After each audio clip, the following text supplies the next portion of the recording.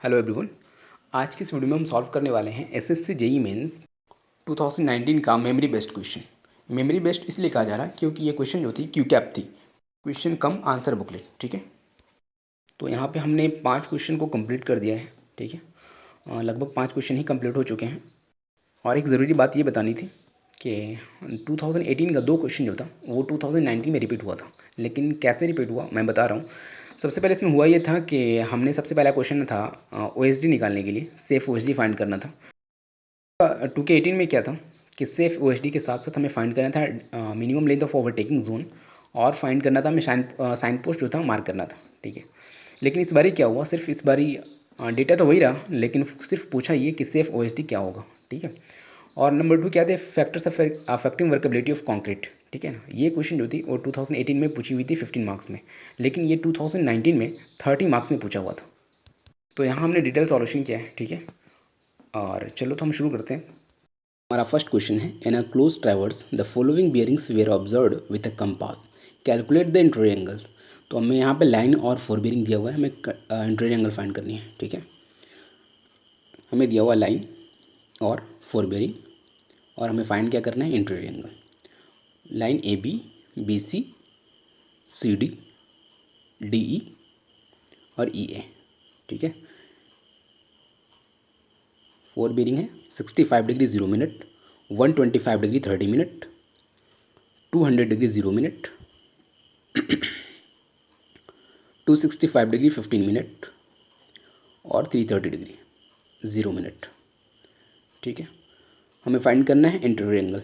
ठीक है, तो इंटरवल एंगल फाइंड करने के लिए सबसे पहला ज़रूरी हमें वो पता होना चाहिए हमारा बैक बेयरिंग। ठीक है, बैक बेयरिंग पता होना चाहिए। तो हम यहाँ पे फाइंड कर लेते हैं सबसे पहले बैक बेयरिंग। ठीक है, बैक बेयरिंग फाइंड कर लेते हैं। तो बैक बेयरिंग फाइंड करने के लिए back bearing is equal to होता है क्या है, 4 bearing plus minus 180 degree. Back bearing is equal to 4 bearing plus minus 180 degree. ठीक है, यहाँ पे सारा खेल जो है प्लस माइनस 180 डिग्री का है। ठीक है, अगर 4 बेयरिंग लेस देन 180 रहा तो वहाँ पर हम प्लस 180 कर देंगे, अगर ग्रेटर देन 180 रहा तो वहाँ पर माइनस 180 कर देंगे। तो प्लस 180 कब होगा, जब 4 बेयरिंग या theta is less than 180 degree. ठीक है, और माइनस 180 कब होगा, जब theta is greater then 180 degree.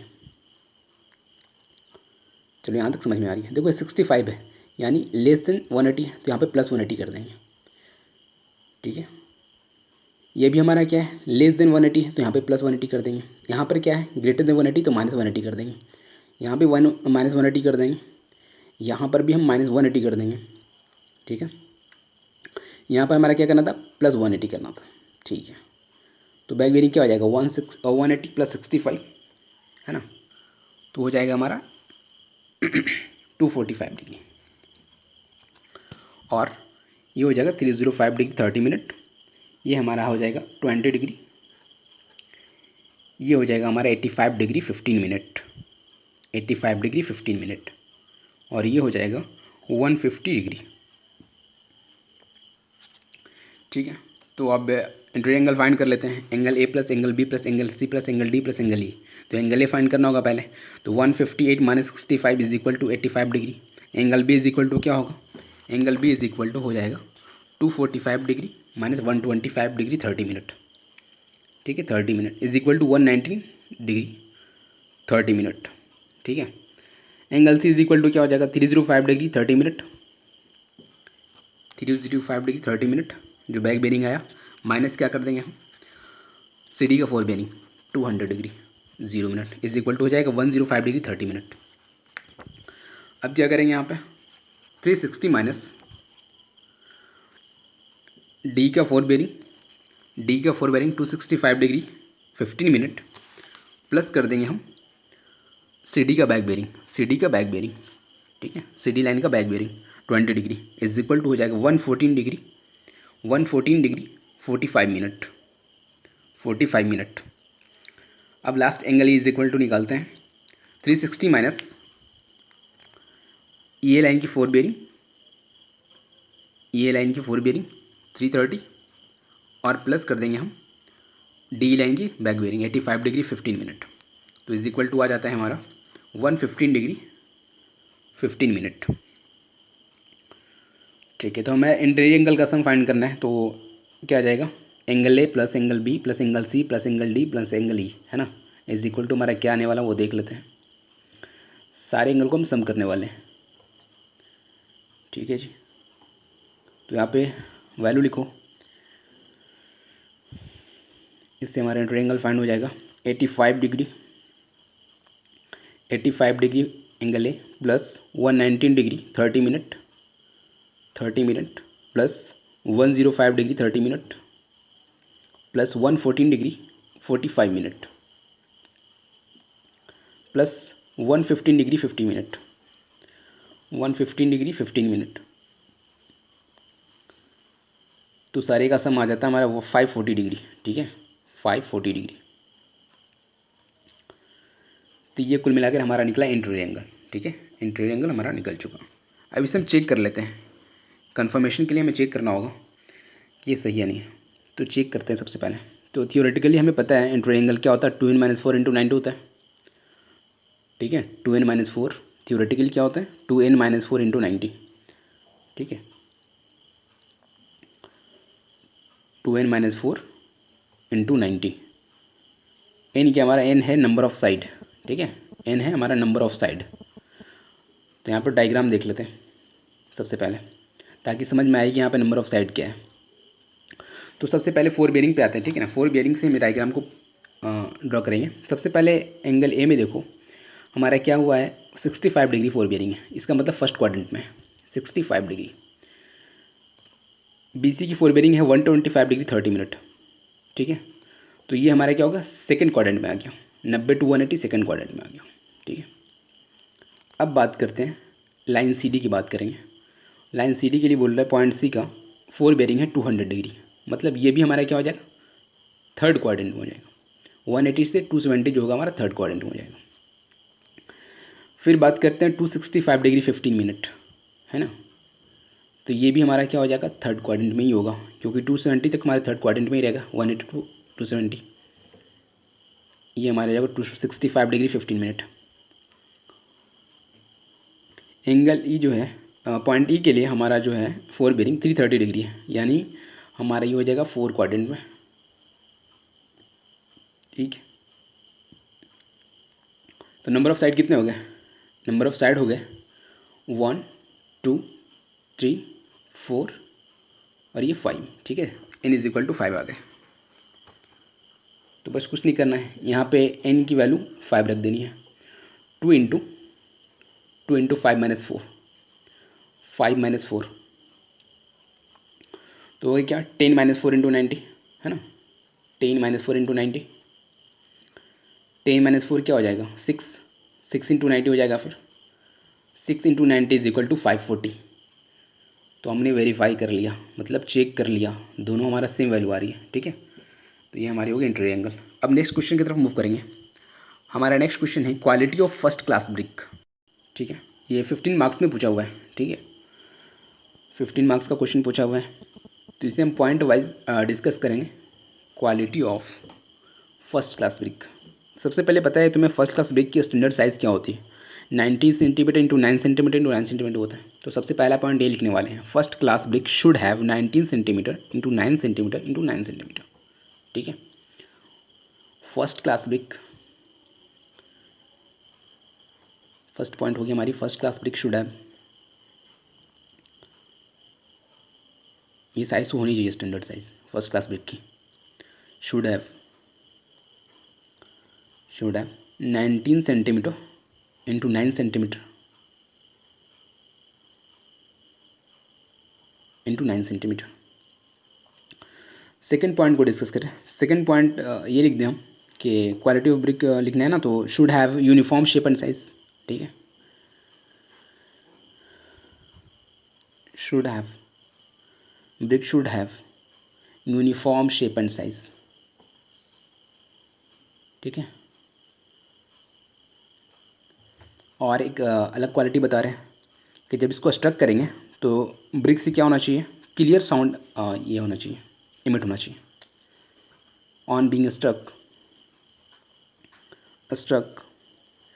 Brick should emit clear ringing sound.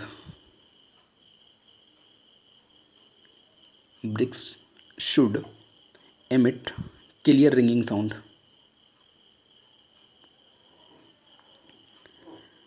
फिर इसकी अब क्रशिंग स्ट्रेंथ के बारे में बात करेंगे, ठीक है। क्रशिंग स्ट्रेंथ लेस देन नहीं होना चाहिए, कितने से 105 kg पर सेंटीमीटर स्क्वायर से कम नहीं होना चाहिए। तो लिखो brick should have minimum crushing strength of 105 kg पर centimetre square. Should have minimum crushing strength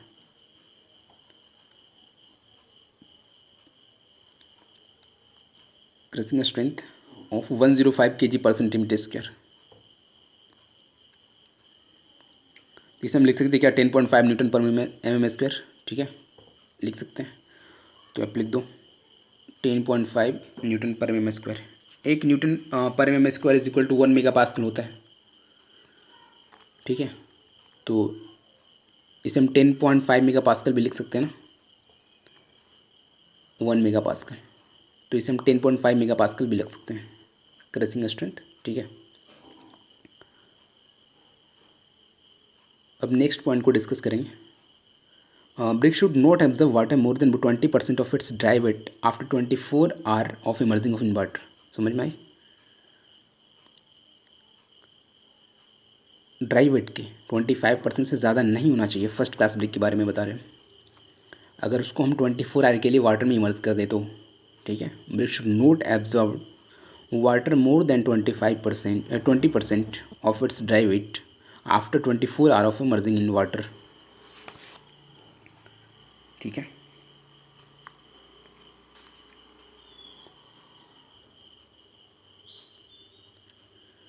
dry weight after 24 hour of emerging in water. चलो अब नेक्स्ट क्वेश्चन को हम डिस्कस करेंगे।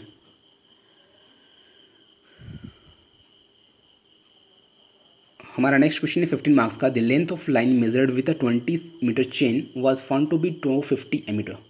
Calculate the true length of the line if the chain was 10 centimetre too long, ठीक है। तो ये question को समझने से पहले एक बेसिक कॉन्सेप्ट समझो, true into true is equal to wrong into wrong, ठीक है। ये बेसिक कॉन्सेप्ट पहले हम डिस्कस कर लें, उसके बाद हम क्वेश्चन पे आएंगे। True into true is equal to wrong into wrong, ठीक है। Capital L into small L, capital L into small L is equal to small L dash into capital L dash, ठीक है। ये बात समझ में आ गई। यहाँ से capital L is equal to, अभी सब डिस्कस करेंगे क्या क्या है ये। Capital L is equal to small L dash upon small L into capital L dash, ठीक है। ये कैपिटल एल क्या है, हमारा ट्रू लेंथ ऑफ लाइन है जो हमें फाइंड करना होगा क्वेश्चन में, ठीक है। True length of the line, true length of the line. चलो अब कैपिटल एल डैश क्या है इसको डिस्कस कर ले। ये हमारा मेजर्ड लेंथ ऑफ लाइन है जो कि क्वेश्चन में दिया हुआ है 250 metre. Measured length of line, measured length of line. अब एल डैश और स्मॉल एल क्या है, ठीक है। स्मॉल एल डैश क्या है, करेक्टेड लेंथ ऑफ चेन, ठीक है। जो बोलता है कि 20 सेंटीमीटर की चेन थी लेकिन 10 सेंटीमीटर टू लॉन्ग हो जाता है, ठीक है। तो corrected length of the chain क्या हो जाएगा, 20 + 0.1 इज इक्वल टू 20.1 मीटर, ठीक है। और स्मॉल एल क्या है, एक्चुअल लेंथ ऑफ चेन है। ये जो हमारा क्या हो जाएगा, एक्चुअल लेंथ ऑफ चेन, यानी हमारे चेन का लेंथ क्या है 20 metre, actual length of chain. अब हम क्वेश्चन पे आएंगे, ठीक है। हमारा क्वेश्चन में लिखा हुआ है actual length of chain 20 metre, ठीक है। और इसके बाद करेक्टेड लेंथ ऑफ चेन दिया हुआ हमारा 20.1, मेजर्ड लेंथ 250 मीटर, हमें फाइंड करनी है ट्रू लेंथ, ठीक है। तो capital L is equal to small L dash upon small L into capital L dash. तो यहाँ से वैल्यू को पुट कर दो, एल डैश 20.1 अपॉन 20 इंटू 250। तो L is equal to true length of the line is equal to 251.25 metre, हमने find कर लिया। चलो हम नेक्स्ट क्वेश्चन को डिस्कस करेंगे। हमारा नेक्स्ट क्वेश्चन है what are the characteristic of good quality timber, ठीक है। तो हम इसको भी पॉइंट वाइज डिस्कस करेंगे। तो सबसे पहले हम डिस्कस करने वाले हैं पॉइंट है वो कलर, ठीक है। अगर कलर जितना ज़्यादा डार्क होगा तो इंडिकेट करता है क्या कि सबसे ज़्यादा ड्यूरेबिलिटी होगी उसमें। ठीक है। तो डार्कर इंडिकेट ग्रेटर ड्यूरेबिलिटी। ठीक है। अब नेक्स्ट पॉइंट को डिस्कस करें। नेक्स्ट पॉइंट हमारा हो जाएगा हार्डनेस। ठीक है, इतना हार्ड होना चाहिए कि वो रेसिस्ट कर सके पूरे स्ट्रक्चर को। ठीक है, timber should be hard enough to resist deterioration. ठीक है, should be hard enough to resist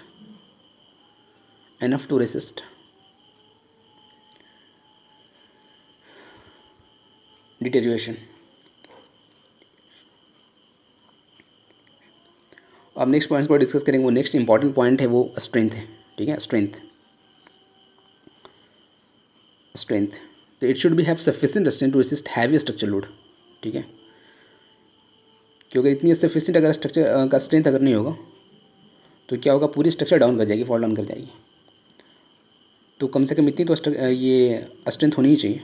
it should have sufficient strength to resist heavy structure load. ठीक है,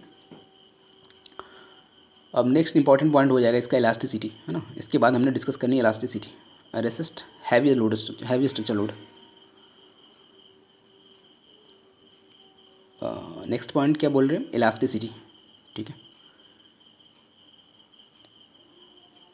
तो इसमें इलास्टिक प्रॉपर्टी होना चाहिए। कैसे होना चाहिए कि अगर कोई उस पर लोड लग रहा है तो वो लोड अगर रिमूव होता है तो अपनी पूरी पोजीशन पे आ जाता है, पुरानी पोजीशन पर ओरिजिनल शेप पे आना चाहिए। अगर नहीं आएगा तो फिर दिन ब दिन क्या होता जाएगा, वो स्ट्रक्चर डाउन होता चला जाएगा। ठीक है, तो it should have property of elasticity to regain its original shape after removal of load. ठीक है, it should have the property of elasticity to regain its original shape after removal of loads. और last और final point हम discuss करने वाले हैं वो है डिफेक्ट। ठीक है, इसकी डिफेक्ट के बारे में गुड क्वालिटी टिम्बर का में ये होना चाहिए कि ये फ्री फ्रॉम डिफेक्ट हो। ठीक है, तो डिफेक्ट में देख लें, timber should be free from defect. बहुत सारे डिफेक्ट होते हैं, सच नोट्स होता है, सैप होता है, शेक होता है। इससे क्या हो जाएगा, अगर सैप होगा तो मॉइस्चराइजर रहेगा, मॉइस्चर कंटेंट इसके अंदर रहता है। मॉइस्चर कंटेंट अगर होगा तो हमारी क्या उसमें ख़राब होने की प्रॉब्लम है कि टिम्बर ख़राब हो जाएगा। नोट्स होगा या शेक होगा तो क्या हो जाएगा, सब पाउडरी फॉर्म में आ जाएगा सारा, ये स्ट्रक्चर को सेफ स्ट्रक्चर नहीं हो पाएगा। ठीक है, तो timber should be free from defect such as knot, sap और शेक etc। अब हम नेक्स्ट क्वेश्चन को डिस्कस करेंगे। ठीक है, हमारा नेक्स्ट क्वेश्चन है design sedimentation tank for Q is equal to 3 × 10⁶ litre per day.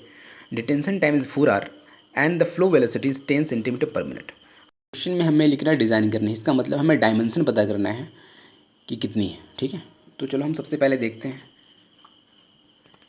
हमें डिज़ाइन करना है डिज़ाइन ऑफ सेडिमेंटेशन टैंक। ठीक है, क्या क्या गिवन है वो भी देख लें।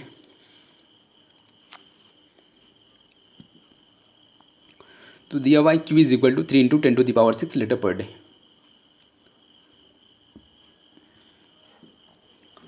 ठीक है, सबसे पहले जो दिया वो हम लिख लेते हैं, उसके बाद हम यूनिट कन्वर्जन करेंगे। ठीक है, 3 × 10⁶ litre per day. Detention time दिया हुआ 4 आवर, डिटेंशन टाइम 4 आवर। ठीक है, और वेलोसिटी फ्लो वेलोसिटी दिया हुआ है हमारा 10 सेंटीमीटर पर मिनट। अब इन सारी यूनिट को हम कन्वर्ट करना पड़ेगा। लीटर पर डे को मीटर क्यूब पर सेकंड में, आर को सेकंड में, और सेंटीमीटर पर मिनट को हम लोग मीटर पर सेकंड में कन्वर्ट करेंगे।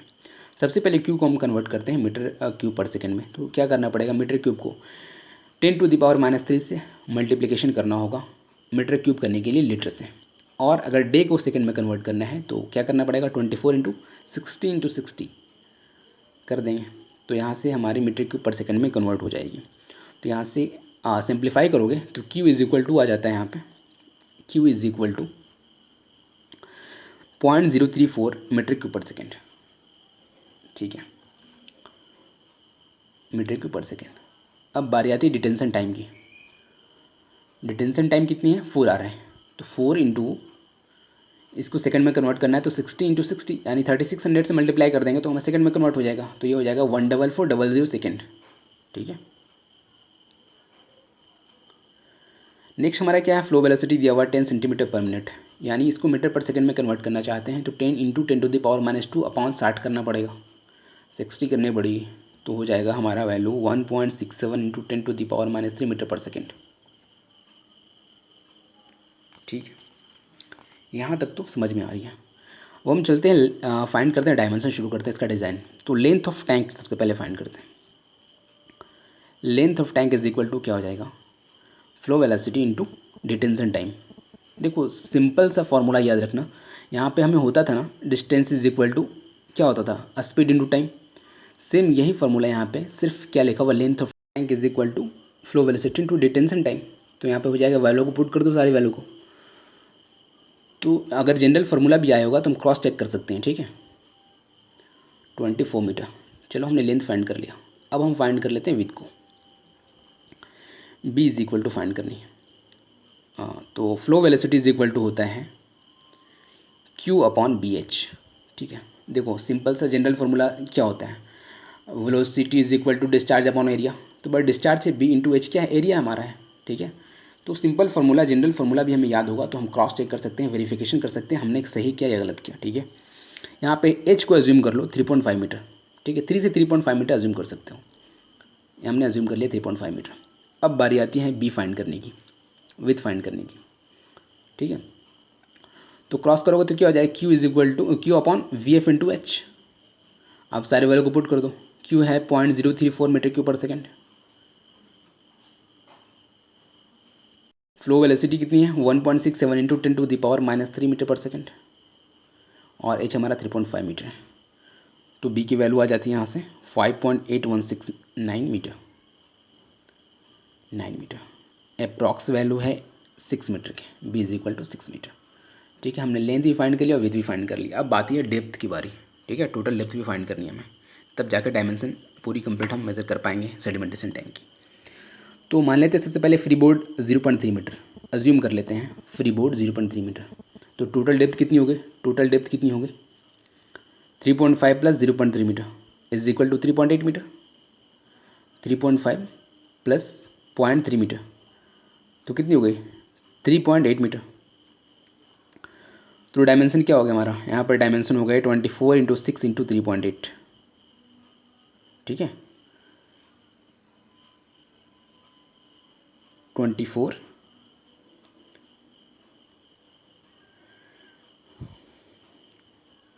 इंटू 6 इंटू 3.8, ये हमारा डायमेंशन हो गया। मतलब हमने सेडिमेंटेशन टैंक का डिज़ाइन कर लिया। ठीक है, चलो ये हमारी लेंथ हो जाएगा, ये हमारा विड्थ हो जाएगा, ये हमारी हाइट हो जाएगी। चलो अब नेक्स्ट क्वेश्चन की तरफ मूव करेंगे हम। हमारा नेक्स्ट क्वेश्चन है, explain the type of sleeper used in railways, also discussed its advantages and disadvantages. ठीक है, तो चलो हम डिस्कस कर लेते हैं स्लीपर्स के बारे में। यहाँ पे दिमाग में बात आ रही होगी कि रेलवे स्लीपर होता क्या है। तो रेलवे स्लीपर क्या है, एक ट्रांसवर्स मेंबर होता है जो क्या करता है, रेल को सपोर्ट करता है। ठीक है, तो हम ये कह सकते हैं railway sleepers are transverse member are laid to support the rails. ठीक है, बहुत सारे टाइप्स की होती हैं, जैसे वुडन स्लीपर हो गया, स्टील हो गया, कास्ट आयरन हो गया, आरसीसी स्लीपर हो गया, फिर प्रीस्टेस कॉन्क्रीट हो गया। ठीक है, तो ये क्वेश्चन जो एक्चुअली में 15 मार्क्स का है, तो ज़्यादा स्पेस नहीं होगा। तो इसका हम दो ही का एडवांटेजेस और डिसएडवांटेजेस डिस्कस कर सकते हैं, वुडन का कर लेते हैं और स्टील का कर लेते हैं। ठीक है, चलो ठीक है। तो सबसे पहले हम आते हैं वुडन स्लीपर में। ठीक है, वुडन स्लीपर में, तो वुडन स्लीपर और इसके बाद हम डिस्कस करेंगे स्टील स्लीपर के बारे में। ठीक है, उसके एडवांटेजेस भी डिस्कस करेंगे और डिसएडवांटेजेस भी डिस्कस करेंगे। ठीक है, तो सबसे पहले आ जाते हैं वुडन स्लीपर में। वुडन स्लीपर क्या होता है, नाम से ही पता चल रहा है कि इसकी एलिमेंट होगी वो कंस्ट्रक्ट होगी किससे, वुड से होगी। तो लिख सकते हैं wooden sleeper are made of wooden element, wooden sleeper made of wooden elements. Specially किस चीज़ से बनी होती है, टिम्बर से। ठीक है, स्पेशली टिम्बर, स्पेशली टिम्बर। और ये पता होना चाहिए कि इंडिया में जो होता है most common type of timber जो होता है वो कहाँ से ऑब्टेन होता है, सैल्टिक और देवदार से ऑब्टेन होता है। ठीक है ना, इंडिया में। तो इस पॉइंट को भी लिख लो, in India most common types of timber use for the manufacture of wooden sleeper, sal teak और देवदार। ठीक है,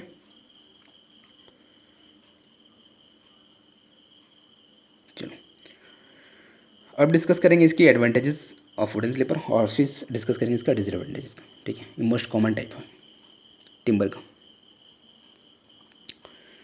use for manufacture of wooden sleeper, used for the manufacture of wooden slipper?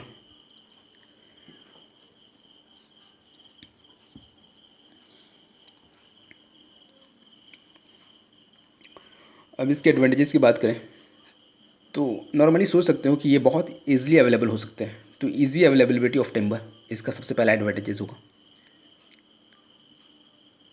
ठीक है, इसकी दूसरी एडवांटेजेस क्या होगी?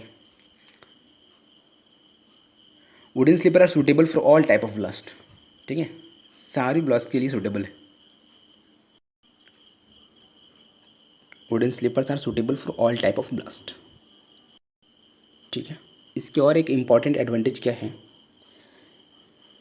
दे प्रोवाइड लेस नॉइजी ट्रैक। ठीक है,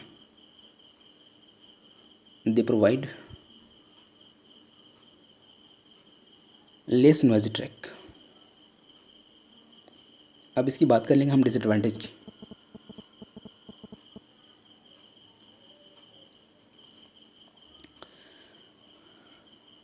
नॉइजी ट्रैक। चलो अब डिसएडवांटेज की बात करें इसके, तो सबसे पहला डिसएडवांटेज इसका क्या होगा कि लेस ड्यूरेबल होगा as compare to other type of slip. ठीक है, लेस ड्यूरेबल होगा। दूसरी इसके डिसएडवांटेज क्या है?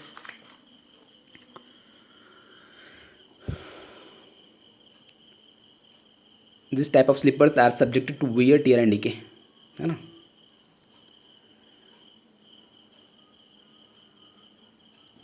Wear tear and decay. अब हम बात करेंगे स्टील स्लीपर्स की। ठीक है, स्टील स्लीपर्स की।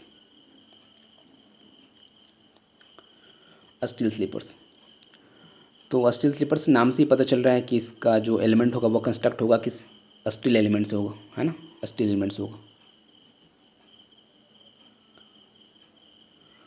Constructed with steel element. Generally manufacture होता है इसमें स्टील जो टफ यूज़ करते हैं, इसमें 6 mm थिकनेस होता है स्टील शीट का। ठीक है, 6 mm होते हैं इसके थिकनेस। चलो ठीक है, ये भी लिखना चाहते हो क्या? तो लिख लो। Generally manufactured, generally made of 6 mm thick steel sheet. ठीक है, स्टील शीट। ठीक है, अब इसके एडवांटेजेस की बात कर लेंगे। तो देखो सबसे पहले यहाँ पे एडवांटेजेस में हम बोल रहे हैं यहाँ पे क्या कि their scrap value more than the wooden sleeper. ठीक है, स्क्रैप वैल्यू इसका ज़्यादा कैसे नहीं होगा, ज़्यादा होना चाहिए। स्क्रैप वैल्यू क्या होता है? पहले स्क्रैप वैल्यू होता है the value of dismantled material. ठीक है, तो स्टील स्टील होता है, वुडन वुडन होता है। स्टील तो ऐसे भी उसका रेट ज़्यादा होता है ना। तो चलो अब इसके दूसरे एडवांटेजेस के बारे में डिस्कस कर लें। इसका life of steel sleeper is more than wooden sleeper. Life भी होगी इसके साथ। ये तो हमें समझ में आ रही है बात, आसानी से हम लिख सकते हैं। इसके एडवांटेजेस और डिसएडवांटेजेस के बारे में अगर लिखना होगा तो हम अच्छे खासा लिख सकते हैं इसके बारे में। ठीक है, तो ये पॉइंट खुद से बना सकते हो। अब हम नेक्स्ट डिस्कस कर लें इसकी डिसएडवांटेजेस की, है ना, इसकी डिसएडवांटेजेस की। तो इसका सबसे सोच के बताओ कि सबसे इसका डिसएडवांटेज क्या होगा सबसे ज़्यादा। तो इसका यही होगा कि इसका इनिशियल कॉस्ट बहुत ज़्यादा होता है। किसके कंपेरिजन में? वुडन स्लीपर के कंपेरिजन में इनिशियल कॉस्ट ज़्यादा होगा। ठीक है, ठीक है, इसलिए क्या है। और दूसरी क्या है? दूसरी इसकी होनी चाहिए कि सभी ब्लास्ट के लिए सूटेबल नहीं होता। इसकी दूसरी advantages disadvantages, sorry, not suitable for all type of blast. हो गई बात।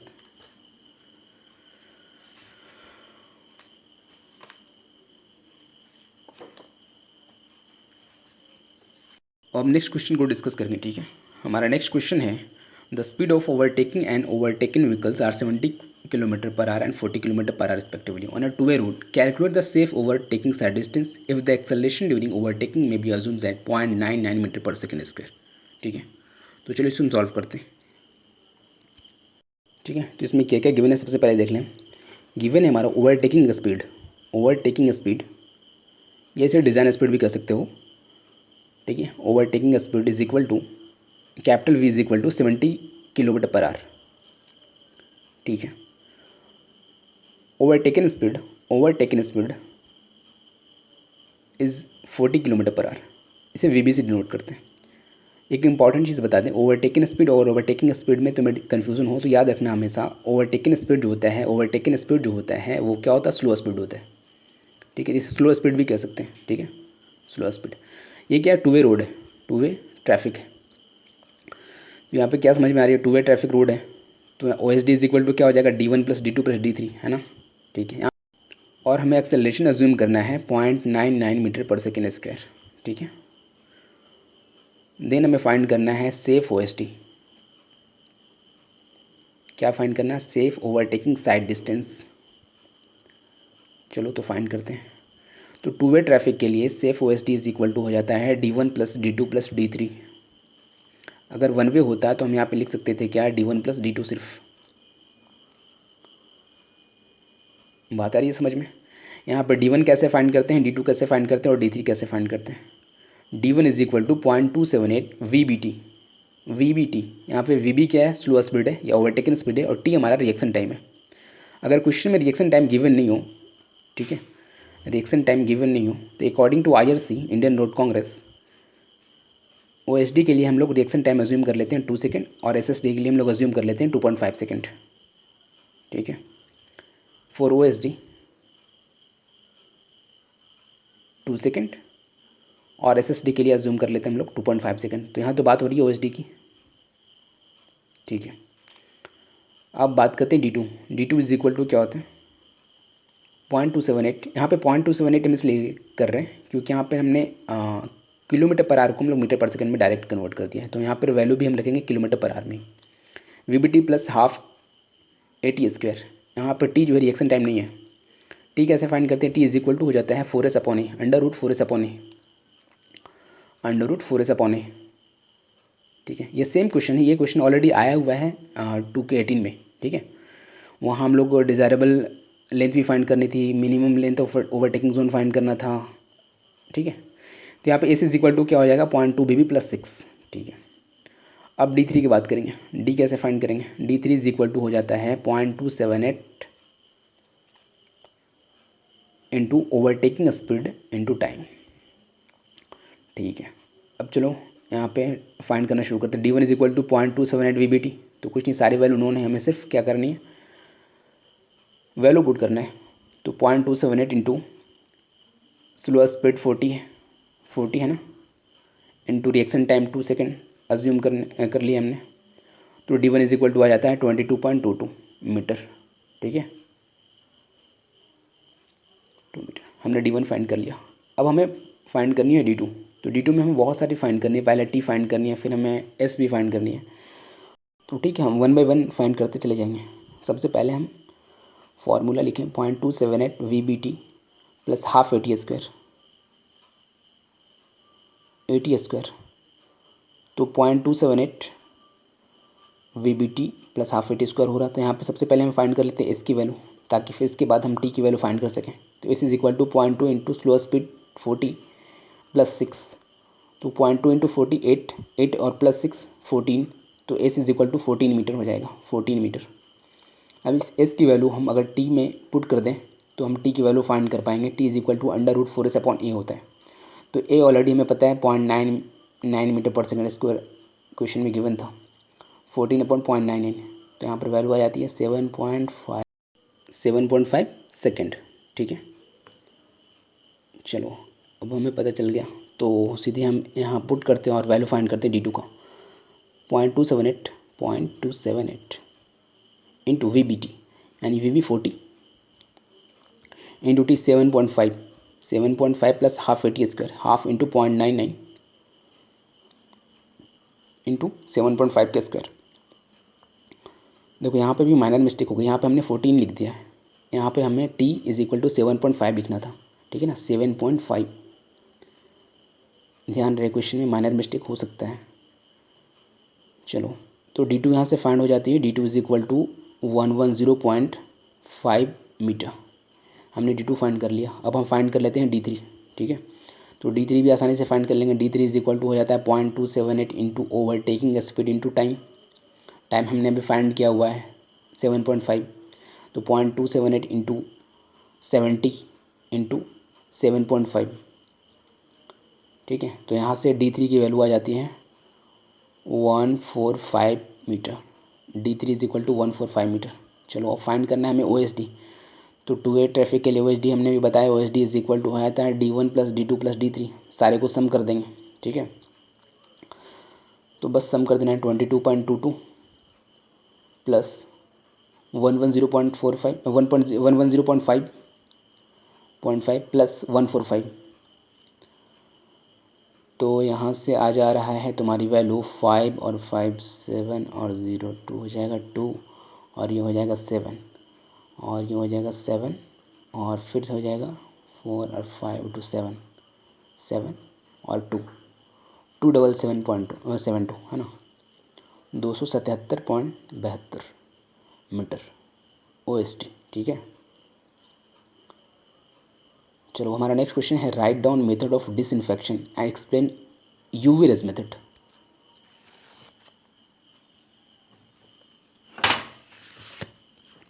तो चलो डिस्कस कर लेते हैं मेथड ऑफ डिसइंफेक्शन, और फिर एक्सप्लेन करना है UV रेज मेथड को भी।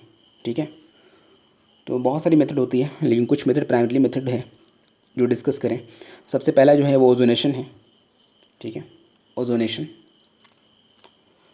और फिर UV रेज मेथड, ओजोनेशन के बाद UV रेज मेथड, और एक है क्लोरीनेशन। ठीक है, क्लोरीनेशन।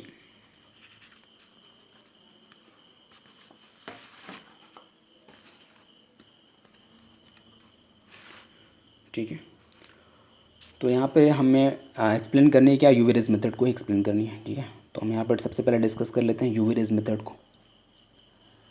UV रेज मेथड, तो सबसे पहले ख़ास बात इसकी, ये highly effective in killing bacteria.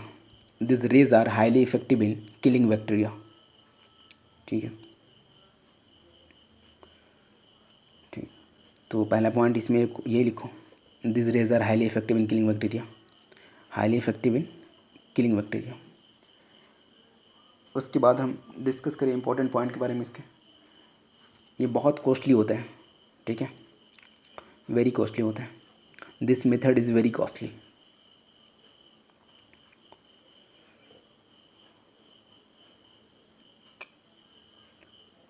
This method is very costly. ठीक है, कैसे कॉस्टली होते हैं उसके बारे में भी हम डिस्कस कर लेते हैं। ठीक है, इसमें क्या होता है, इसमें टेक्निकल रिक्वायरमेंट्स बहुत ज़्यादा होते हैं, इसलिए इसको क्या करते हैं हम लोग लार्ज स्केल पे यूज़ नहीं कर पाते। ठीक है, technical requirements are very high, इसलिए कॉस्टली भी तो होता है ना। टेक्निकल रिक्वायरमेंट्स के लिए हमें क्या मैन पावर भी, ऐसी मैन पावर की ज़रूरत होगी जो टेक्निकल होगा, उसके लिए हमें हाई कॉस्ट उसको पे करना पड़ेगा, जिसकी वजह से हमें क्या होगा, वेरी कॉस्टली हो जाता है। तो technical requirements are very high, so it can't use for treating large scale public supplies. ठीक है, तो इसको कहाँ यूज़ करेंगे, अगर लार्ज स्केल पे यूज़ नहीं कर सकते तो कहाँ यूज़ करेंगे, यूज़ करते हैं बहुत स्मॉल क्वांटिटीज़ ऑफ वाटर के लिए। ठीक है, किसी हॉस्पिटल में या फिर किसी स्विमिंग पूल में। ठीक है, तो ये भी हम पॉइंट लिख सकते हैं, है ना। अगर लार्ज स्केल पब्लिक सप्लाईज के लिए नहीं कर सकते तो कहाँ पे करना है, फिर हमें करनी है, this method is used in treating a small quantities of water, example swimming pool. ठीक है, this method is used in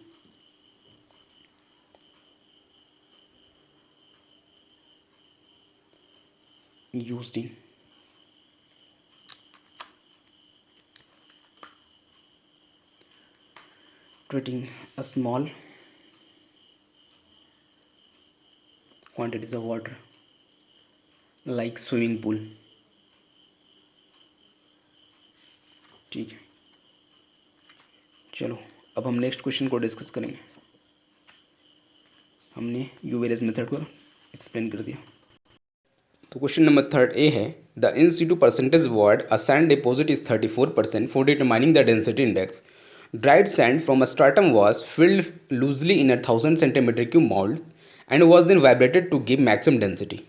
The loose dry mass in mold was 1610 gram and dense dry mass maximum compaction was found to be 1980 gram. Determine the density index if a specific gravity of the particle 2.67। ठीक है, तो हम यहाँ से हम find कर लेते हैं डेंसिटी इंडेक्स। सबसे पहले क्या क्या गिवन है वो हम देख लें। गिवन है पोरोसिटी इज इक्वल टू 34%। तो अगर हम परसेंटेज को हम डेसिमल में चेंज करें तो हो जाएगा 0.34 ये हमारी पोरोसिटी है। ओके, अब यहाँ से पोरोसिटी है और दे रखा है क्या, लूज ड्राई मास 1610 ग्राम 1610 ग्राम। डेंस ड्राई मास दिया हुआ है 1980 ग्राम 1980 ग्राम। ठीक है, ओके। और दे रखा है स्पेसिफिक ग्रेविटी 2.67। तो हमें फाइंड करनी है क्या, हमें फाइंड करनी है डेंसिटी इंडेक्स।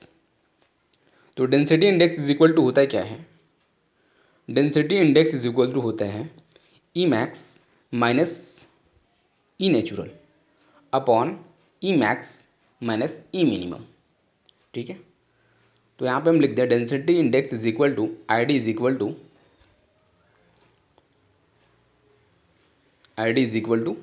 ई max minus E upon E max minus E minimum. तो सबसे पहले हम ई फाइंड कर लेते हैं, उसके बाद ई मैक्स फाइंड कर लेंगे, उसके बाद ई मिनिमम फाइंड कर लेंगे। ठीक है, उसके बाद हमने डायरेक्ट पुट कर करके डेंसिटी इंडेक्स फाइंड कर लेना है। ठीक है, तो चलो 1 बाई 1 फाइंड करते हैं। सबसे पहले सिंपल है, हमें ई फाइंड करना है, क्योंकि पोरोसिटी दिया हुआ है तो बॉर्डर से निकाल सकते हैं। एक रिलेशन है e is equal to n upon 1 minus n, और दूसरा रिलेशन होता है n is equal to e upon 1 plus e. तो यहाँ से पुट करोगे तो 0.34 upon 1 minus 0.34 is equal to आ जाता है 0.515। ये हमने वाइड रेशियो फाइंड कर लिया ई। ठीक है, चलो अब हमें पता है gamma D is equal to क्या होता है, dry unit weight is equal to होता है जी गामा डब्ल्यू अपॉन 1 प्लस सी। ठीक है, स्पेसिफिक ग्रेविटी इनटू वाटर का unit weight upon 1 plus void ratio. Void ratio हमने फाइंड किया हुआ है, तो वैल्यू को पुट कर दो। यहाँ से हम ड्राई यूनिट वेट फाइंड कर लेते हैं सबसे पहले। तो gamma D is equal to 2.67 into 9.81 upon 1 plus 0.515 is equal to 17.289 kilo newton per metre cube. ठीक है, हमने ड्राई यूनिट वेट फाइंड कर लिया। ठीक है, ऐसे हमें ड्राई यूनिट वेट की ज़रूरत नहीं थी, लेकिन हमने फाइंड कर लिया है। हमें फाइंड करनी है मैक्सिमम ड्राई यूनिट वेट। ठीक है, गामा डी मैक्स। ठीक है, तो मैक्सिमम ड्राई यूनिट वेट हम फाइंड कर लेते हैं। तो हमें पता है क्या है कि देखो यहाँ पे गामा डी मैक्स कैसे फाइंड करेंगे। डेंस ड्राई वेट क्या है, डेंस ड्राई मास 1980 ग्राम है ना, 1980 ग्राम अपॉन मॉडल का वॉल्यूम क्या है 1000 centimetre cube, 1000 centimetre cube into unit weight of water 9.81। तो ये हमारा निकल के आएगा 19.42 kilo newton per metre cube. हमने गामा डी मैक्स फाइंड कर ली। ठीक है, इससे हम क्या करेंगे, ई मिनिमम फाइंड करेंगे, ई मैक्सिमम फाइंड करेंगे। ठीक है ना, मैक्सिमम वाइड रेशियो और मिनिमम वाइड रेशियो। अब आते हैं गामा डी मीन में, minimum dry unit weight find करते हैं। तो इसके लिए क्या होगा, लूज ड्राई सैंड का मास क्या है 1610 ग्राम अपॉन 1000 वॉल्यूम जो था इंटू 9.81 इज इक्वल टू क्या निकल कर आ रहा 15.79 kilo newton per metre cube हमने फाइंड कर लिया। तो अब ई मैक्स फाइंड कर लेते हैं। E max is equal to होता है जी गामा डब्ल्यू अपन गामा डी मीन, जी गामा डब्ल्यू अपन gamma D mean minus 1, gamma D mean -1। तो यहाँ से देखो ना, सारी वैल्यू हमें तो पता है ना, 2.67 स्पेसिफिक ग्रेविटी, गामा डब्ल्यू क्या हमारा 9.81 है, और गामा डी मीन हमने अभी फाइंड किया हुआ है, गामा डी मीन हमने फाइंड किया हुआ है क्या 15.79 kilo newton per metre cube, -1 कर देंगे तो हमारी वैल्यू आ जा रही है गामा डी मैक्स की, ई मैक्स की 0.659। चलो यहाँ तक तो हमने कर लिया। अब हमें पता करना है क्या, ई मिनिमम फाइंड करनी है ना, ई मिनिमम फाइंड करनी है। तो इसमें भी कुछ नहीं करना है, जी गामा डब्ल्यू अपन E max gamma D max -1 कर देंगे। जब मिनिमम वाइड रेशियो पूछें तो हमें क्या करना है, गामा डी मैक्स से डिवाइड करनी है। ये ध्यान रहे, क्योंकि कन्फ्यूज़न यहीं पे होती है। 2.67 इंटू गामा डब्ल्यू 9.81 अपन गामा डी मैक्स 19.82 4, ठीक है, 19.42 हो गया ना, -1 कर दिया तो यहाँ से वैल्यू आ जाती है 0.349। ये हमारी ई मीन की वैल्यू आ गई। अब सारी वैल्यू हमने ई मैक्स, ई मीन और ई फाइंड कर लिया, तो डायरेक्ट हम फार्मूला पे पुट कर देंगे इस वैल्यू को। Density index is equal to E max minus E upon E max minus E mean, E upon E max minus E mean, ठीक है। अगर हमने इसे 100 से मल्टीप्लिकेशन कर देंगे तो क्या हो जाएगा, हमारी वैल्यू परसेंटेज में आ जाएगी, तो इंटू 100 कर देते हैं, 100, ठीक है जी। तो यहाँ से वैल्यू पुट करो ना, 0.659 माइनस ई का मतलब हो गया 0.515, ई मैक्स फिर हो गई 0.659 माइनस ई मिनिमम 0.349, तो यहाँ से वैल्यू निकल के आती है 0.4645 इंटू 100, यानी कि 46.45%, 46.45%, 45%। हमने डेंसिटी इंडेक्स फाइंड कर लिया। अब हम नेक्स्ट क्वेश्चन की तरफ मूव करेंगे, ठीक है। हमारा नेक्स्ट क्वेश्चन है एक्सप्लेन सिंकिंग फंड मेथड। तो चलो,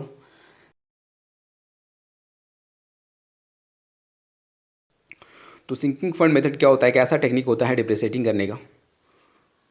the sinking fund method is a technique for depreciating an asset while generating enough money to replace it at end of useful life, ठीक है।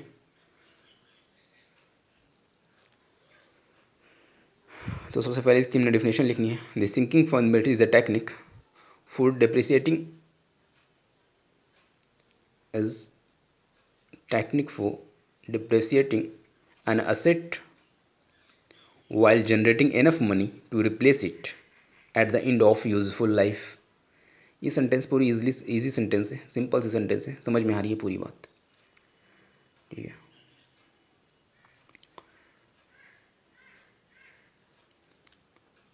Generating enough money to replace it end of useful life, its useful life. उसके बाद हम देख लेते हैं sinking fund का total amount of, अगर सिंकिंग फंड निकालना हो तो हमें क्या करनी चाहिए। एनुअल सिंकिंग फंड क्या होता है, सिंकिंग फंड फैक्टर क्या होता है, ये सारा डिस्कस कर लेंगे हम लोग, ठीक है ना। पूरी मेथड को डिस्कस करना है तो हम ये भी जानेंगे ना स्क्रैप वैल्यू क्या होता है, क्योंकि इसमें स्क्रैप वैल्यू का भी रोल है ना। तो सारी 1 बाय 1 डिस्कस करेंगे। सबसे पहले डिस्कस करते हैं total amount of sinking fund. S is equal to होता है क्या है, total cost of property minus scrap value, याद रखना, ठीक है। Total amount of sinking fund is equal to total cost of property minus scrap value. Scrap value क्या होता है, स्क्रैप वैल्यू होता है वैसी value the value of dismantled material, ठीक है। डिसमेंटल्ड मटेरियल की वैल्यू जो होती है वही हमारा स्क्रैप वैल्यू होता है। तो यहाँ से हम अब तो पता कर लिया, अब सिंकिंग फंड फैक्टर फाइंड कर लेते हैं। तो ये होता है i upon 1 plus i to the power n minus 1, ठीक है। ये फॉर्मूला याद होना चाहिए। तो अब एनुअल सिंकिंग फंड क्या हो जाएगा, एनुअल सिंकिंग फंड आई को अगर हम बताएं तो आई इज इक्वल टू होता है s into s f f. तो एस एफ एफ क्या है, i upon 1 plus i into n to the power n minus 1, ठीक है जी। अब हम नेक्स्ट क्वेश्चन की तरफ मूव करेंगे, ठीक है। हमारा नेक्स्ट क्वेश्चन है factors affecting workability of concrete. ये क्वेश्चन जो है ना 2K18 में भी पूछा हुआ था, 2K19 में पूछी हुई है, लेकिन खास बात ये थी ये 30 मार्क्स का क्वेश्चन था इस बारी 2K19 में। तो चलो इसको अच्छे से एक्सप्लेन करते हैं, वर्केबिलिटी ऑफ कंक्रीट क्या है, ठीक है। वर्केबिलिटी ऑफ कंक्रीट क्या है, कौन कौन सी अफेक्ट करती है फैक्टर्स वर्केबिलिटी ऑफ कंक्रीट को, ठीक है। तो 1 बाय 1 पॉइंट वाइज डिस्कस करते चले जाएंगे और थोड़ा एक्सप्लेन करेंगे, क्योंकि एक्सप्लेन करना इसलिए ज़रूरी है, यहाँ पे पॉइंट बनाना ज़रूरी नहीं है, लेकिन एक्सप्लेन करना इसलिए ज़रूरी है क्योंकि ये 30 मार्क्स का क्वेश्चन था और ये फर्स्ट टाइम लाइफ में हुई है कि ऐसी थ्योरी जो है 30 मार्क्स में आई है, ठीक है। तो उसमें हम प्रीवियस वीडियो में हमने वर्केबिलिटी का डेफिनेशन अच्छे से किया था, लेकिन अब यहाँ पे क्या करते हैं हम लोग फैक्टर्स सिर्फ डिस्कस करेंगे, क्योंकि काफ़ी सफिशिएंट हो जाएगी फैक्टर्स हमारे लिए यहाँ पे। तो सबसे पहले हम बात करेंगे सीमेंट कॉन्टेंट ऑफ कंक्रीट का, सीमेंट कॉन्टेंट, ठीक है, कैसे ये अफेक्ट करता है वर्केबिलिटी को। सेकंड डिस्कस करेंगे water content of concrete, water content क्या, ठीक है। थर्ड डिस्कस करने वाले हैं हम mix proportion of concrete, mix proportion of concrete. Next discuss करेंगे हम size of aggregate. Size of aggregate. Then discuss कर लेंगे shape of aggregates. Shape of aggregates. उसके बाद डिस्कस करेंगे grading of aggregates. Grading of aggregates. Then final point हमने discuss करनी है use of admixture in concrete. ठीक है, use of admixture in concrete. तो यहाँ पे देखो, सबसे पहली बात बता रहे हैं हम सेंटेंस यहाँ पे नहीं बनाने वाले। सेंटेंस पे ज़रा भी ध्यान नहीं देंगे। अगर तुम समझ जाओगे तो सेंटेंस खुद बना लेना। ठीक है, तो यहाँ पे हम डिस्कस करेंगे कैसा सीमेंट कंटेंट जो है कंक्रीट पे अफेक्ट कर रहा उसके वर्केबिलिटी पे। ठीक है, तो सबसे पहले देखो कि वाटर सीमेंट रेशियो समझ में आ रही है ना।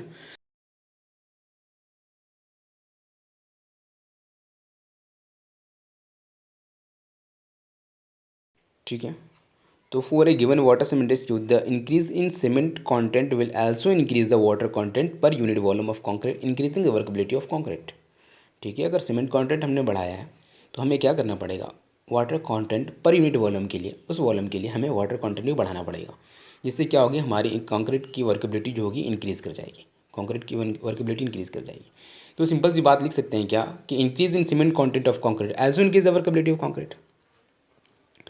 तो सीमेंट कंटेंट हमने बढ़ाया अगर, तो हमारी क्या होती है, वर्केबिलिटी ऑफ कंक्रीट भी बढ़ेगी। ठीक है, वर्केबिलिटी ऑफ कंक्रीट बढ़ेगी, WC। ठीक है, तो एक पॉइंट यहाँ पे लिख सकते हो। देखो यहाँ पे सारी रूल जो है वाटर सीमेंट रेशियो क्या है। अभी हमने वाटर कंटेंट भी पढ़ना है, तो वाटर कंटेंट भी हम वाटर सीमेंट रेशियो की बात डिस्कस करेंगे। देखो यहाँ पे भी हमने वाटर सीमेंट रेशियो का डिस्कस किया। ठीक है, क्या रूल है यहाँ पे वाटर सीमेंट रेशियो को, तो लिख सकते हो आप एक point, for a given water cement ratio, for a given water cement ratio the increase in cement content will also increase the water content per unit volume of concrete increasing workability of concrete. इसलिए हम simple से लिख दो, increase in cement content of concrete also increase the workability of concrete. ठीक है, समझ में आ गई बात यहाँ पे। Increase in cement content of concrete also increase the workability of concrete. देखो अभी हम बात करने वाले हैं वाटर कंटेंट ऑफ कंक्रीट, तो वहाँ भी हम सेम वाटर और सीमेंट रेशियो की डिस्कस करेंगे। ठीक है, also increases the workability of concrete. ठीक है, यहाँ पे ये जो है WC वर्केबिलिटी ऑफ कंक्रीट है। ठीक है, यहाँ पे WOC कर दो। ठीक है, OC। चलो अब हम नेक्स्ट पॉइंट को डिस्कस कर लें। हमारा नेक्स्ट इंपॉर्टेंट फैक्टर है वाटर कंटेंट ऑफ कंक्रीट। ठीक है, तो वाटर कंटेंट क्या होता है, याद रखना, वेट वाटर कंटेंट हमने हर जगह पढ़ा हुआ है, weight of water upon weight of solid, है ना। तो यहाँ पर देखो, अगर वाटर सीमेंट रेशियो अगर हम बढ़ाएंगे तो क्या हो जाएगा, हमारा water content per unit volume of concrete जो होगा बढ़ेगा, हायर होगा। तो यहाँ पर कह सकते हैं क्या, कंक्रीट उसके बाद क्या हो जाएगा, मोर वर्केबल हो जाएगा। तो लिख सकते हैं एक point, higher the water cement ratio higher will be the water content per unit volume of concrete and concrete will be more workable. ठीक है, अब नेक्स्ट पॉइंट को हम डिस्कस करेंगे। ठीक है, mix proportion of concrete. Mix proportion of concrete का मतलब रेशियो ऑफ फाइन एग्रीगेट या coarse aggregate with respect to cement quantity. ठीक है, यानी सिंपली इसको कह सकते हो एग्रीगेट सीमेंट रेशियो। ठीक है, ये हमारा मिक्स प्रोपोर्शन को डिफाइन करता है, एग्रीगेट सीमेंट रेशियो। चाहे वो एग्रीगेट क्या हो, फाइन एग्रीगेट अपॉन सीमेंट हो या कोर्स एग्रीगेट अपॉन सीमेंट हो। तो देखो अगर क्या चाहिए कि अगर हमने यूनिफॉर्म शेप का यूज़ किया या फिर क्या डिफरेंट डिफरेंट टाइप्स का एग्रीगेट यूज़ किया, तो इससे क्या होता है ना कि वॉइड को फुलफिल कर देता है। तो हम नेक्स्ट डिस्कस कर लेते हैं size of aggregate. Size of aggregate, तो साइज़ ऑफ एग्रीगेट कहने का सिंपल मतलब है कि एक रिलेशन है, सरफेस एरिया ज़्यादा होगी अगर साइज़ कम होगी, या साइज़ ज़्यादा होगी सरफेस एरिया कम होगी। यानी साइज़ और सरफेस एरिया का रिलेशन कुछ इस तरह है, surface area is inversely proportional to size. ठीक है, अगर हमने साइज़ को छोटा कर दिया तो हमारे क्या हो जाएगा, सरफेस एरिया बढ़ जाएगा। अगर सरफेस एरिया हमारा बढ़ गया, when the surface area increases the requirement of cement quantity also increases to cover up the entire surface of aggregate with paste, है ना। तो इससे क्या हो गया, हमें वर्केबिलिटी को अफेक्ट कर दे रहा है, क्योंकि हमें ज़्यादा सीमेंट पेस्ट चाहिए ना उसके कवर अप करने के लिए। ठीक है, हो गया, सीमेंट रिक्वायरमेंट ज़्यादा हो जाएगी हमारी, also increases when the surface area increases the requirement of cement quantity also increases to cover up the entire surface of aggregate with paste. ठीक है, अब हम बात कर लेते हैं शेप ऑफ एग्रीगेट की। ठीक है, तो shape of aggregate affect the workability of concrete. कैसे अफेक्ट करता है, ये बहुत आसानी समझ जाओगे कि राउंड एग्रीगेट जो होता है बहुत इजी से मिक्स हो जाता है इलॉन्गेटेड और एंगुलर और फैकी एग्रीगेट के कंपैरिजन में। क्यों? क्योंकि ये less friction resistance due to less friction resistance, frictional resistance. ठीक है, बात समझ में। और एक बात और समझो, राउंड एग्रीगेट जो होता है लेस सरफेस एरिया होता है, किसके कंपेयर में? एलोंगेटेड इरेगुलर शेप्ड एग्रीगेट के कंपेरिजन में। ठीक है, लेस सरफेस एरिया होता है। अगर लेस सरफेस एरिया होता है तो हमें क्या करना पड़ेगा कि हमें सीमेंट कंटेंट भी कम लगेगी, सीमेंट कंटेंट हमारा सीमेंट कम लगेगा, पेस्ट कम लगेगा कवरअप के लिए, इंटायर कवरअप के लिए। ठीक है, तो इससे भी वर्कबिलिटी अफेक्ट कर रहा है। अब नेक्स्ट हम डिस्कस कर लेते हैं grading of aggregate, grading of aggregate. ठीक है, तो एक पॉइंट हम बताएं, grading of aggregate have the maximum effect on workability of concrete. जैसे वेल ग्रेडेड एग्रीगेट, अगर वेल ग्रेडेड एग्रीगेट में क्या होता है, सारी साइज़ की परसेंटेज रिक्वायर्ड होती है, सारी साइज़ की होती है। इसमें क्या होता है, अगर सारी साइज़ की यूज़ की, इसमें वॉइड को रिड्यूस कर देगा। ये क्या कर देगा, this help in reducing the void in A given volume of aggregate. ठीक है, बात आ रही है समझ में? तो इस तरह का अफेक्ट कर रहा है। अब हम डिस्कस करते हैं last, use of admixture in concrete, use of admixture in concrete. ठीक है, तो कुछ ऐसा वर्केबिलिटी इन्हांसर एडमिक्चर है जो हम यूज़ करते हैं, जैसे प्लास्टिसाइज़र, सुपर प्लास्टिसाइज़र, है ना। ये हमारा क्या करता है, वर्केबिलिटी ऑफ कंक्रीट को इंक्रीज़ कर देता है, इवन लो वाटर सीमेंट रहा तब भी। ठीक है, तो हम लिख सकते हैं प्लास्टिसाइज़र एंड सुपर प्लास्टिसाइज़र को हम कह सकते हैं वर्केबिलिटी इन्हांसर एडमिक्चर्स। ठीक है, which increase the workability of concrete even with low water cement ratio. ठीक है, even low water cement ratio. इसे हम ये भी कह सकते हैं water reducing concrete admixture, water reducing concrete एडमिक्चर्स।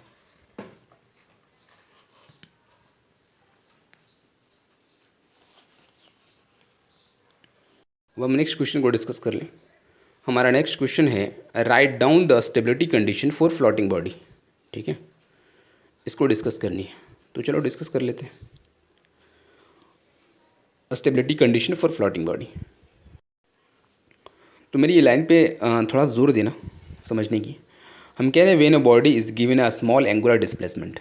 ठीक है, इसका क्या मतलब, it is tilted slightly by some external forces and then it return back to original position due to internal forces, such equilibrium is called a stable equilibrium. कुछ समझ में आ रही है क्या? ये बात समझ में आ रही है? देखो यहाँ पे हमने डायग्राम में दिखाने की कोशिश किया है। यहाँ पे क्या हुआ कि when body is given A small angular displacement, थोड़ा सा टिल्ट कर जाता है एक्सटर्नल फोर्स की वजह से, लेकिन अपनी पोजीशन पे, ओरिजिनल पोजीशन पे आ जाता है जैसे ही हम एक्सटर्नल फोर्स को रिमूव करते हैं, हटाते हैं। तो क्यों? क्योंकि इंटरनल फोर्सेस की वजह से। तो ऐसी इक्विलिब्रियम को हम कहते हैं स्टेबल इक्विलिब्रियम, स्टेबल इक्विलिब्रियम। तो हम लिख सकते हैं when body is given A small angular displacement, given a small angular displacement, that is it is tilted slightly by some external forces and then it is returned back to original position due to internal forces, such equilibrium is called a stable equilibrium। ठीक है, stable equilibrium. तो यहाँ तक तो बात समझ में आ रही है। अब यहाँ पे देखो, यहाँ पे कुछ पॉइंट को डिस्कस करेंगे, जैसे centre of gravity of body, Meta centre. ठीक है, तो ये सब बात कुछ हम डिस्कस करने वाले हैं।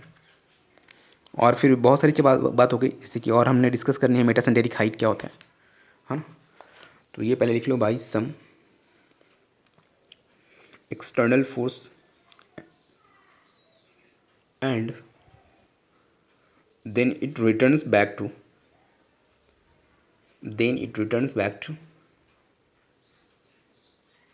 Original position due to internal forces.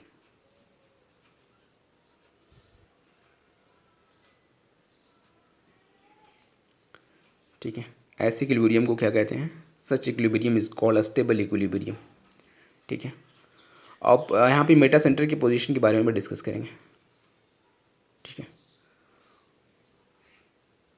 Due to internal forces. तो पोजीशन ऑफ मेटा सेंटर यहाँ पे हमने डायग्राम में दिखाया है। देखो, पोजीशन ऑफ मेटा सेंटर जो होता है हमेशा ऊपर होता है, हायर होता है किसके? Centre of gravity of the body से। तो ये पॉइंट लिख लो, position of metacentre remains higher than center of gravity of body। Meta center remains higher than center of gravity of body। ठीक है, तो यहाँ से एक बात और समझ में आती है क्या? G M is greater than zero. G M क्या? हमारा मेटा सेंटेरिक हाइट है। तो यहाँ पर क्या हो जाएगा, B M is greater than B G. देखो शो क्या हुआ है, सबसे ऊपर वाला एम लिखा हुआ है, नीचे बीच वाला जी लिखा हुआ और नीचे वाला बी लिखी हुई है। बात समझ में आ रही है? तो यहाँ पे समझने की बात है, मेटासेंटेरिक हाइट क्या फिर होगा, मेटासेंटेरिक हाइट किसे कहते हैं? तो याद रखना, the distance between centre of gravity of floating body and Meta centre, ठीक है, उसको हम क्या कहते हैं, मेटासेंटेरिक हाइट कहते हैं। तो ये डेफिनेशन को भी लिख सकते हो। डेफिनेशन क्या होगी, the distance between the centre of gravity of floating body and the metacentre, that is the distance G M is called metacentric height. ठीक है, मेटासेंटेरिक हाइट, मेटा सेंटर से कहाँ, centre of gravity of body, C O G of body. ठीक है, अब इसके बाद हम नेक्स्ट क्वेश्चन को डिस्कस करेंगे। हमारा नेक्स्ट क्वेश्चन है, a singly reinforce beam 250 mm wide and 380 mm deep to the center of reinforce with 3 bar of 18 mm diameter. Determine the depth of neutral axis and maximum stress in concrete when the stress in a steel is 150 Newton per mm square. Take m is equal to 13.33 m का मतलब modular ratio. यहाँ पे हमें 13.33 लेनी है। Beam कैसी, singular reinforce beam है। जो हमारा क्या क्या दे रखा है, विथ भी दे रखा है और डेप्थ भी दे रखा है। ठीक है, अब बात करते हैं, हम इससे एक्सप्लेन करते हैं बढ़िया से।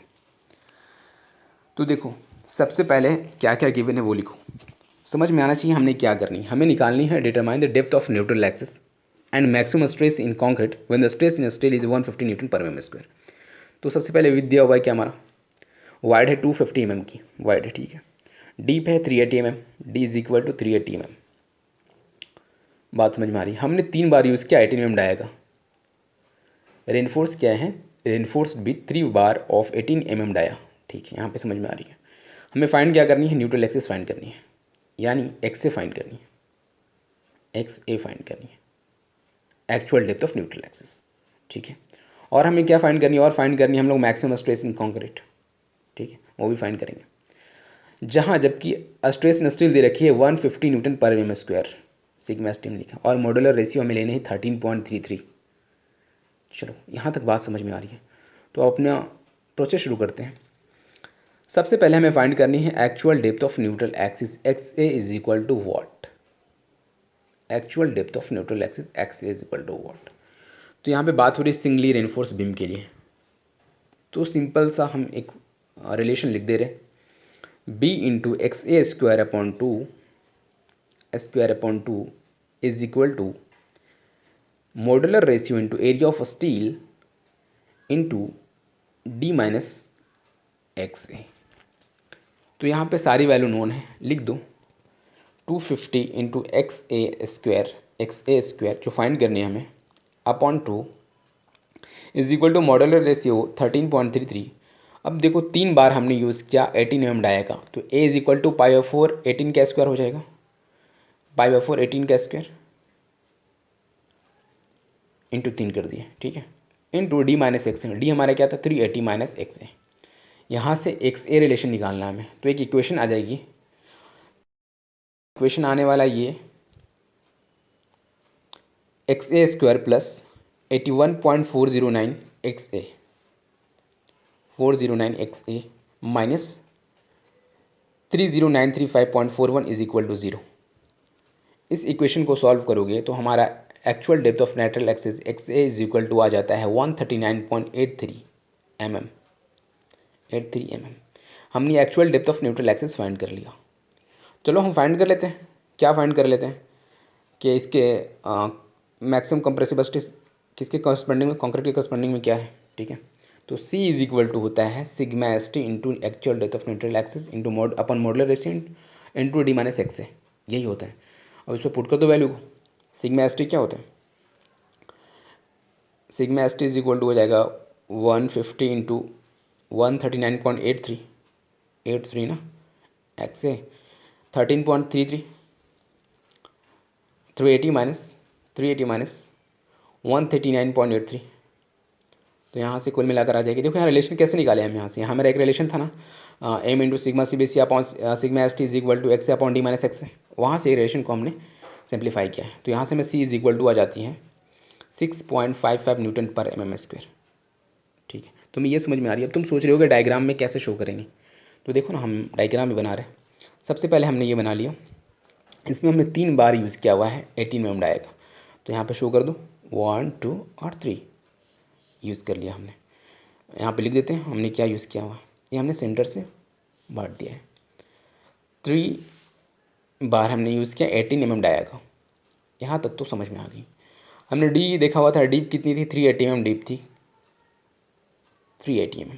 तो यहाँ से सेंटर से इसकी दूरी हो गई d is equal to 380 mm। यहाँ तक समझ में आ रही है। b इज़ इक्वल टू क्या था, वाइड हमारी कितनी थी, 250 mm था, 250 mm था हमारा वाइड था, 250 mm। यहाँ तक समझ में आ गई। अब देखो, अब हम डायग्राम ड्रॉ कर रहे हैं। तो actual depth of natural axis हमने फाइंड किया हुआ है क्या, एक्स ए हमने फाइंड कर लिया। तो एक्स ए हमारे क्या था 139.83 mm। तो कुछ यहाँ पे होगी, ठीक है, हमने मान लिया यहाँ पे होगा 139.83 mm जो थी actual depth of natural axis यहाँ पे होगी, ठीक है। तो यहाँ से हम डायग्राम को ड्रॉ कर दे रहे हैं, ठीक है।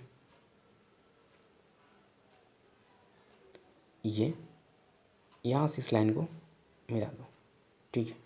ये हमने फाइंड कर लिया, ये हमारे actual depth of natural axis हो गई। और ये हमारा क्या था, ये हमारा सी है जो अभी हमने फाइंड किया हुआ है। और नीचे हो गई हमारी sigma S T upon M 150 upon 13.33, ठीक है, ये हो गया।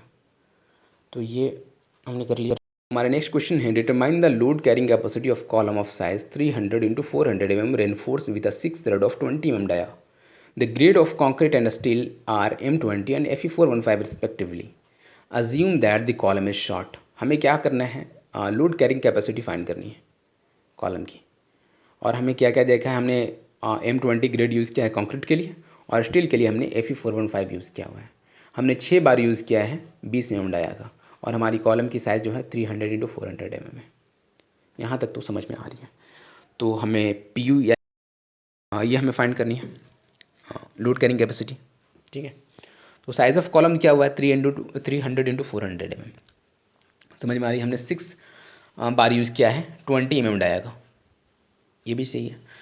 और हमने ग्रेड ऑफ कंक्रीट यूज़ किया M20, यानी कैरेक्टरिस्टिक स्ट्रेंथ हमारा दे रखा है compressible strength 20 mega pascal. FY हमारा क्या हो गया 415, क्योंकि हमने Fe415 यूज़ किया हुआ है मेगा पास्कल, ठीक है। और कॉलम क्या दिया हुआ है, अज्यूम करना है कॉलम जो है हमारा शॉर्ट है, अज्यूम करना है कॉलम हमारा शॉर्ट है। तो सबसे पहले हमें क्या फाइंड करनी है वो देख लेते हैं, और क्या क्या उसके बाद हमें रिक्वायर्ड होगी उस चीज़ को फाइंड करने के लिए। उस चीज़ को धीरे धीरे हम फाइंड करते चले जाएंगे। देखो, सबसे पहले हमने डेस्टिनेशन पे पहुंचना है। हमें डेस्टिनेशन पे पहुंचने के लिए क्या क्या चीज़ की ज़रूरत होगी वो चीज़ को हम फुलफ़िल करते चले जाएंगे, तो अपने आप ऑटोमेटिक डेस्टिनेशन पे पहुंच जाएंगे। तो हमारी डेस्टिनेशन यही है कि हमें फाइंड करनी है लोड कैरिंग कैपेसिटी। तो load carrying capacity is equal to होता है क्या है, PU is equal to 0.4 FCK into area of concrete plus 0.67 FY into area of steel. यही फाइंड करनी है हमें। चलो अब फाइंड कर लेते हैं। तो एफ सी की पता है, हमें एरिया ऑफ कॉन्क्रीट पता करना है, एरिया ऑफ स्टील फाइंड करनी है, ठीक है। तो सबसे पहले हम यहाँ पे फाइंड कर लेते हैं area of steel. Area of steel, क्योंकि हमें तो पता है 6 बार हमने यूज़ किया हुआ, उसका डाया हमने 18 mm 20 mm यूज़ किया हुआ है, ठीक है। तो सिंपल है, ए is equal to 6 × π/4 d²। π/4 d² क्या हो जाएगा 20 का स्क्वायर, है ना, 20 का स्क्वायर। कितनी बार यूज़ किया हुआ हमने, 6 बार यूज़ किया हुआ। तो यहाँ से एरिया हमें एरिया ऑफ स्टील फाइंड हो जाती है 6 × 314 is equal to 1884 mm², 1884 mm²। हमने एरिया स्टील फाइंड कर लिया। अब हमें फाइंड करनी है एरिया ऑफ कॉन्क्रीट, है ना। तो एरिया ऑफ कॉन्क्रीट कैसे फाइंड करेंगे, हमने जो कॉलम है उसमें स्टील भी यूज़ किया हुआ है और कॉन्क्रीट भी यूज़ किया हुआ है। तो सबसे सिंपल देखो, ग्रॉस एरिया फाइंड कर लेते हैं। ग्रॉस एरिया फाइंड कर लेंगे, उसके बाद ग्रॉस एरिया में से अगर हम एरिया ऑफ स्टील माइनस कर देंगे तो एरिया ऑफ कॉन्क्रीट फाइंड हो जाएगा, क्या हो जाएगा। तो area of concrete is equal to होता है क्या है, gross area minus area of steel. तो ग्रॉस एरिया फाइंड कर लो। ग्रॉस एरिया मतलब हमारे कॉलम की साइज़ दी हुई 300 mm × 400 mm। तो 300 × 400 क्या हो जाएगा, मल्टीप्लिकेशन कर लो तो हो जाएगा 12 × 10⁴, है ना, 120000 mm²। ये हमारी ग्रॉस एरिया निकल गई। अगर ग्रॉस एरिया में से हम एरिया ऑफ स्टील माइनस कर दें तो एरिया ऑफ कॉन्क्रीट निकल जाएगा। ये बात समझ में आ रही है। तो हमने एरिया ऑफ कॉन्क्रीट भी फाइंड कर लिया। अब कुछ नहीं करना, एरिया ऑफ कॉन्क्रीट भी फाइंड कर लेने के बाद हमने बस उस वैल्यू को पुट कर देना है लोड कैरिंग कैपेसिटी वाली फार्मूला पे, ठीक है, और वहाँ से हम फाइंड कर लेंगे। तो area of concrete is equal to क्या होगा, 12,0000 minus 1884 mm²। Area of steel को माइनस कर रहे हैं तो एरिया ऑफ कॉन्क्रीट फाइंड हो जाएगी। तो यहाँ से एरिया ऑफ कॉन्क्रीट निकल के आ जाता है, area of concrete is equal to 118116 mm²। Area of concrete हमने फाइंड कर लिया। अब देखो उस फार्मूले की लिख दो, अल्टीमेट लोड कैरिंग कैपेसिटी की जो फार्मूला थे, P U is equal to 0.4 f c k a c plus 0.67 F y a s t. P U is equal to 0.4 f c k into area of concrete. अब सारी value तो known है, कोई तो unknown value बची नहीं। Unknown value तो वही है ना हमारा पी यू, जो पी यू हम फाइंड कर लेंगे। 0.4 इंटू एफ सी के हमारे क्या था, हमने 20 यूज़ किया ना, 20 यूज़ किया हुआ था। Area of concrete 1,118,116 plus 0.67 F Y हमने एफ ई 415 यूज़ किया था तो 415 हो जाएगा, इंटू एरिया ऑफ स्टील हमने फाइंड किया हुआ था 1884 mm²। तो अब इसको सॉल्व करोगे तो हमारी वैल्यू आ जाती है ये 944928 प्लस 523846, ठीक है, प्लस 523846। इसको सम कर दोगे तो हो जाएगा 146877494 न्यूटन।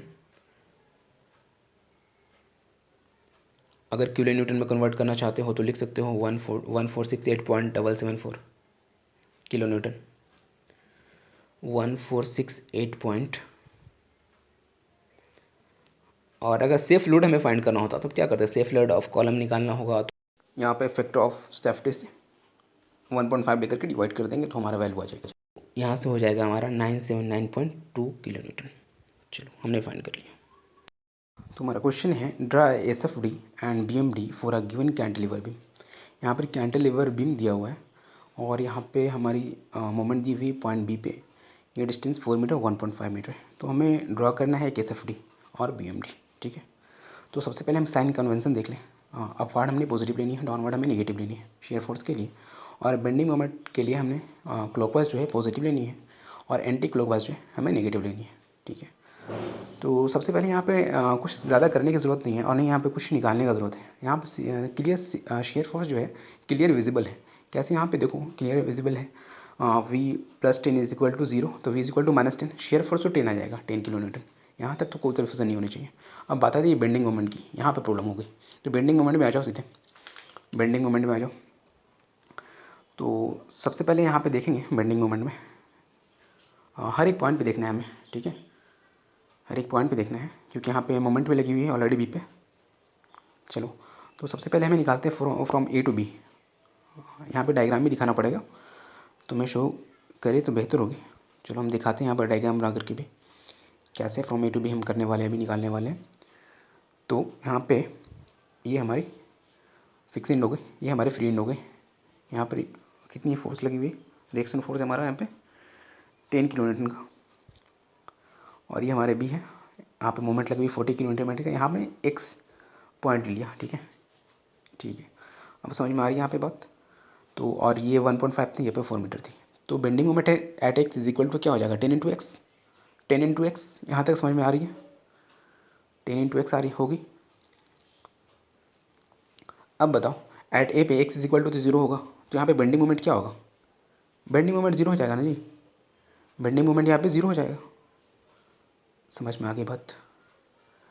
अब देखो एक्स इज इक्वल टू अगर 1.5 मीटर होता है, यानी हम बी पे पहुँच गए, एक्स इज इक्वल टू अगर 1.5 मीटर होता है तो बेंडिंग मोमेंट क्या हो जाएगी,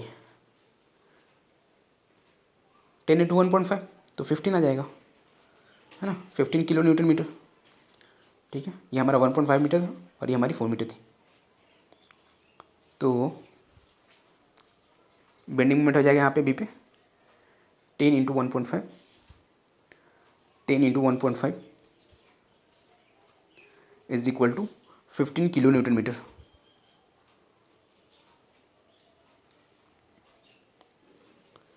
चलो अब आ जाते हैं बी टू सी में, है ना। बी टू सी आने के पहले देखो यहाँ पे बी पे मोमेंट भी लगी हुई थी 40 किलो न्यूटन मीटर का ना। तो इसका भी तो कुछ करना है हमें। तो देख लो, at B is equal to 14 plus 15 is equal to अब कितने हो जाएगा 55 किलो न्यूटन मीटर, है ना। At B plus 40 plus 15 is equal to 55 kilo newton metre. तो बी पे 2 वैल्यू आ गई हमारी मोमेंट की। चलो अब हम फाइंड करते हैं सी पे ना, सी पे फाइंड करनी है। तो boundary moment at X is equal to 10x plus 40, 10x plus 40, क्योंकि यहाँ तक डिस्टेंस 4 थी, वहाँ पे 10 था, 10 इंटू 4 40 हो जाएगा। यहाँ पे x इज इक्वल टू 5.5 हो जाएगा। कैसे होगा, क्योंकि पूरी डिस्टेंस कितनी हो गई 4 मीटर और 1.5 मीटर, 5.5 मीटर हो गई ना। तो 10 इंटू 5.5 प्लस 40, तो यहाँ से कितनी हो गई 55 plus 40 95 kilo newton metre, kilo newton metre. ठीक है, यहाँ किस पॉइंट पे निकली, पॉइंट सी पे निकली ना, एट सी। ठीक है, हमने फाइंड कर लिया। अब हमने फाइंड करनी है, ड्रॉ करनी है एस एफ डी और B M D, shear force diagram और बेंडिंग मोमेंट डायग्राम। चलो हम ड्रॉ कर देते हैं। तो हमारी क्या, हमारी इस तरह का स्ट्रक्चर थी, कैंटिलीवर, ये फिक्स एंड और ये फ्री एंड हो गई। ठीक है, यहाँ पे मोमेंट थी, ये 4 मीटर था और ये 1.5 मीटर था, ये सी पॉइंट हो गई। ठीक है, हमने अभी ड्रॉ करनी है शेयर फोर्स डायग्राम और बेंडिंग मोमेंट डायग्राम।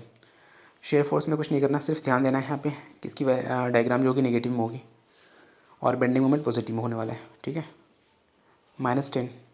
ठीक है, तो ये हमारी शेयर फोर्स डायग्राम हो गई और बेंडिंग मोमेंट डायग्राम हमारा हो जाएगा। वैल्यू देखो, पॉइंट ए पे क्या थी हमारी वैल्यू, आई 0 आई थी।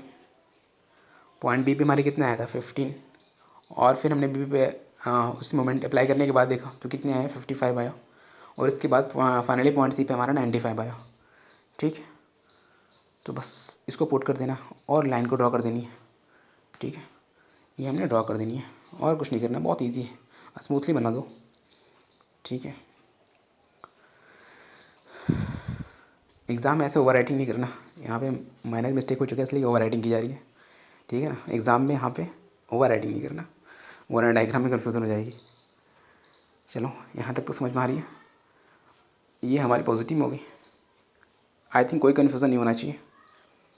ठीक है, 95, ये 55 और ये हमारी हो गई 10 और ये हो गया हमारा 0। चलो ठीक है, हमारा नेक्स्ट क्वेश्चन है, explain effect of settlement on bearing capacity using load settlement curve, है ना। तो चलो इसमें समझने की कोशिश करेंगे लोड सेटलमेंट कर्व। ठीक है, explain effect of settlement on bearing capacity using load settlement curve.